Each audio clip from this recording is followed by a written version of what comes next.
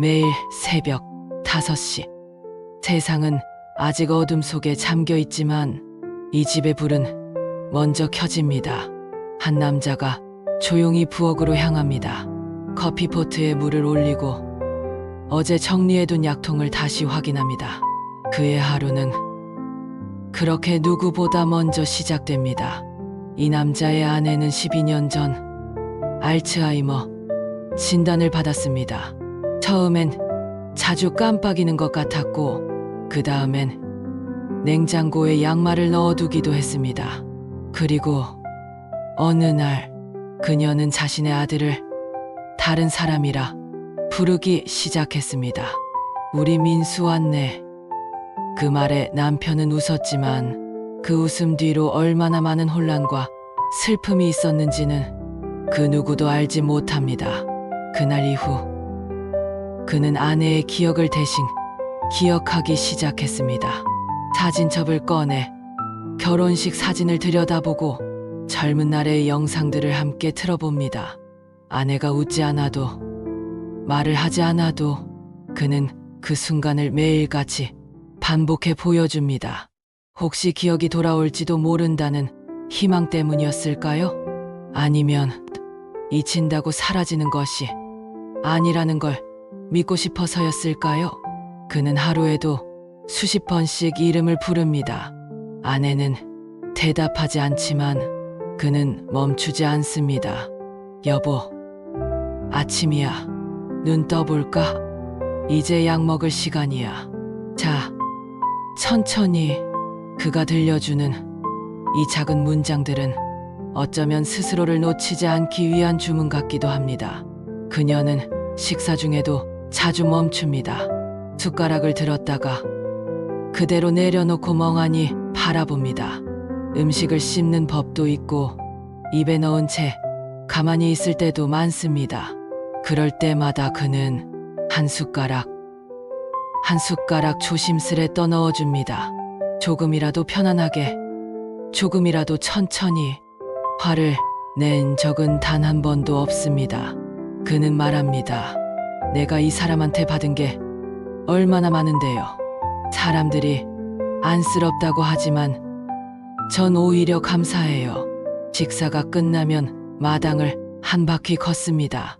그녀는 여전히 말이 없고 남편은 옆에서 걸음을 맞춥니다.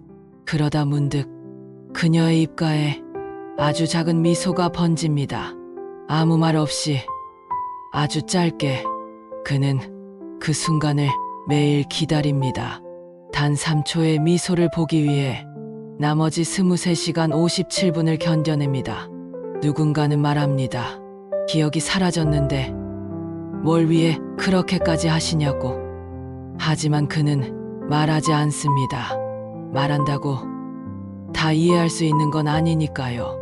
그저 그는 믿습니다. 사랑은 누군가 기억해줘야만 존재하는 게 아니라고. 어느 날 밤 아주 뜻밖의 일이 있었습니다. 그녀가 그를 바라보며 처음으로 입을 열었습니다.